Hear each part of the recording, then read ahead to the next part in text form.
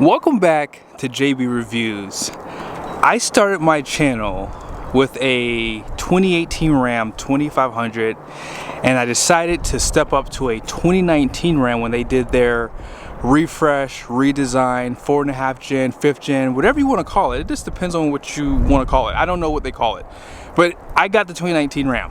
And I remember people asking me, did I think they're going to be doing a complete redesign like on the cabs and the beds within the next few years? I didn't know how to answer that question. Now, if I did answer it, I would have said maybe by 2023 they would have done something. But that just didn't happen. Here we are, 2024. There's supposed to be some updates on the Ram trucks. However, it's being said that they're... Well, let me just read it to you real quick. Hold on.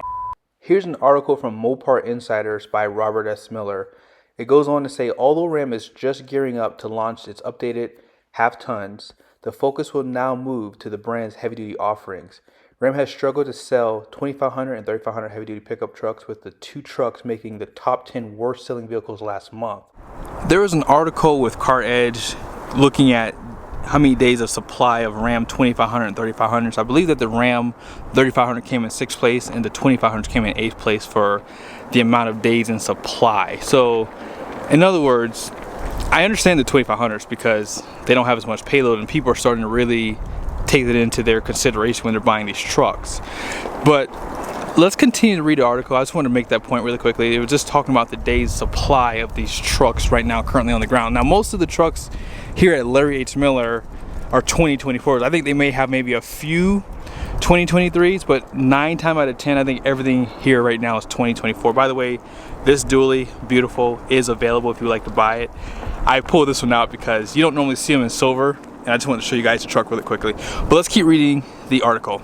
Ram will introduce an updated version of its Ram 2500 and 3500 pickups later this year.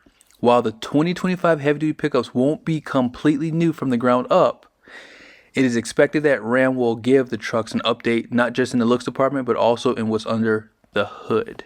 I am not shocked that Ram is going to be doing some updates with the powertrains. The Hemi, even though it is a really good engine, it's definitely outdated compared to the other two. I do like the ZF transmission behind the Hemi as well. The 8-speed is phenomenal. Love it. Shifts strong, fast, smooth, great transmission.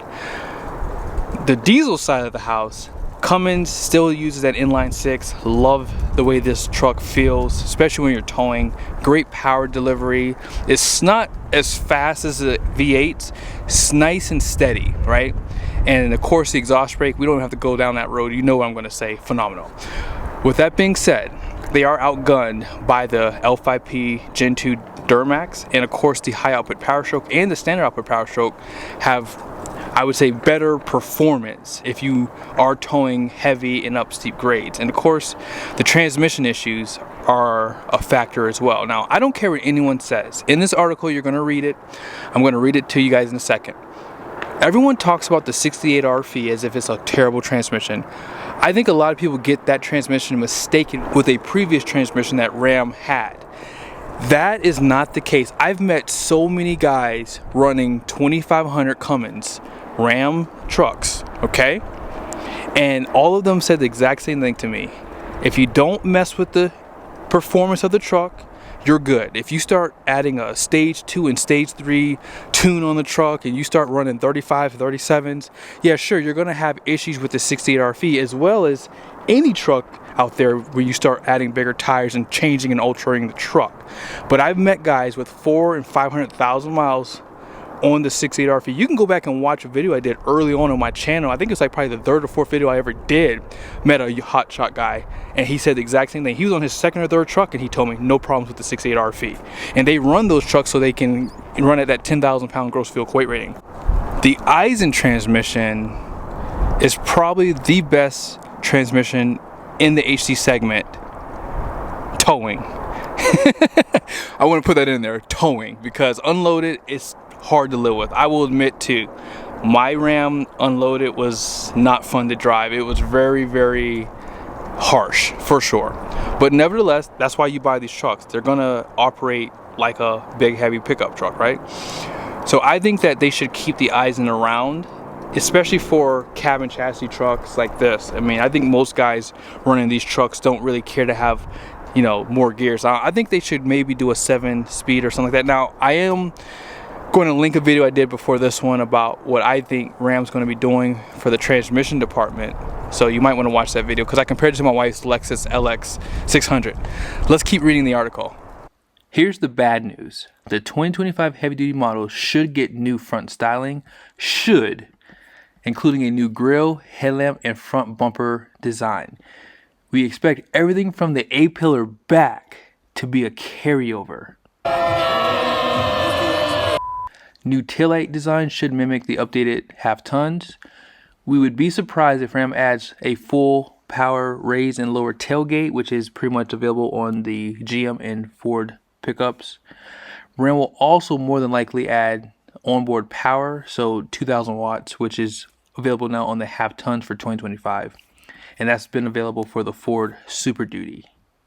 Inside, we expect much of the interior design to stay the same. We still believe that the truck will not have a panoramic sunroof due to it still using the aging 4th gen cab design. We can expect that the new 14.5-inch touchscreen will also join the upper scale models, as well as the same material changes seen on the Ram 1500 for the various trims, and a new tungsten model with ultra premium creature comforts like heated and ventilated premium quilted natural plus leather driver and front passenger seats with 24-way power. That is a mouthful, including memory settings and a massage function, power lumbar support, and 4-way powered headrests. Also, don't forget that 10.25-inch passenger screen should be available on the higher models. Under the hood, we expect much of the same. The 6.4-liter Hemi big gas engine should return with some updates to keep the Hemi aligned with stricter emission regulations. Power should be the same, but the Ram heavy-duty pickups will ensure that the Hemi legacy does continue. The 6.7-liter Cummins inline-6 turbo diesel should return as well. The best news, according to our sources, is that Ram will end production of the questionable 6.8 RFE automatic transmission. Instead, ZF will be supplying its Powerline transmission as a replacement. We discussed this back in 2020, and since the 8-speed Powerline automatic has become a staple in some medium-duty trucks, it should be a welcome addition to the Ram heavy-duty lineup. Expect the entire lineup to return, including the popular Rebel model. We also mentioned the Tungsten, so that should be a welcome addition to the lineup to take on luxurious GMC Denali models.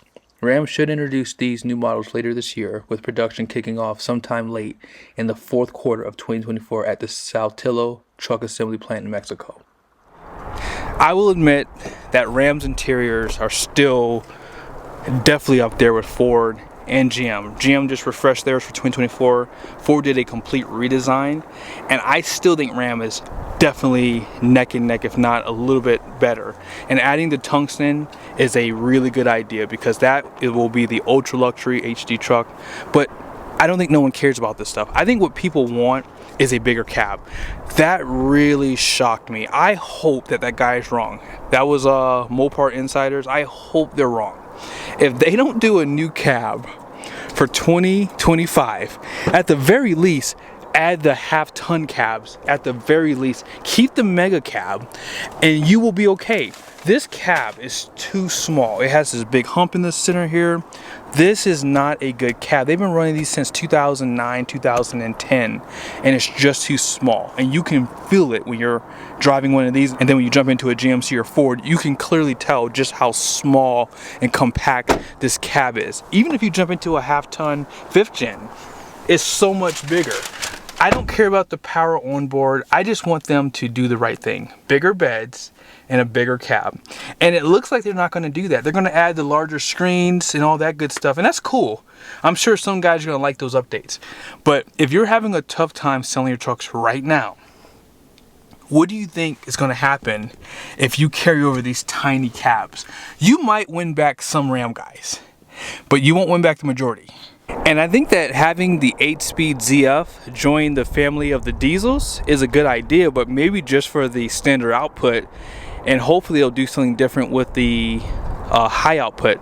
As I've said in the past, Cummins don't need 10 gears like the V8s do. They don't RPM like those engines do. So my opinion from when I was towing, I only needed like 1 extra gear. So a 7 or 8 speed is probably more than enough. But what are you guys' thoughts? I'm done rambling. I just feel as though Ram is kind of shooting themselves in the foot. I just think they are. These cabs are too small. These beds are outdated. They're not as tall as the other two are. And even like the standard size beds for the, you know, single rear wheels, they just need to get up to like a 7-foot bed in that ballpark. So there's a lot of work that needs to be done. They need to have an optional payload increase on the 3/4 ton diesels. There's just so much that needs to be done. And hearing that they're only going to do another light refresh on this truck, it just doesn't seem plausible. I think a lot of people were expecting from 2019 there to be a complete redesign within 3 years, because that was a refresh. It was like the 4.5 gen truck, as I said earlier in this video. That's what people were calling this, the 4.5 gen. And here we are in 2025, and we're potentially going to have the same cabs and the same bed designs as previous. All they're going to give us is Pro Power in the bed, up to 2,000 watts, new taillights, new bumpers, new front fascia, which they've already done, and maybe a slightly different interior. Let me know your thoughts. Are you happy with that? Are you okay with potentially paying more money for this truck and they have the same cabs and beds? Let me know down below. And again, if you would like to purchase a truck right now, I think this is the perfect time if you're in the market, because Larry H. Miller is dropping their prices like 20 grand in some cases on some of their inventory. See you guys soon.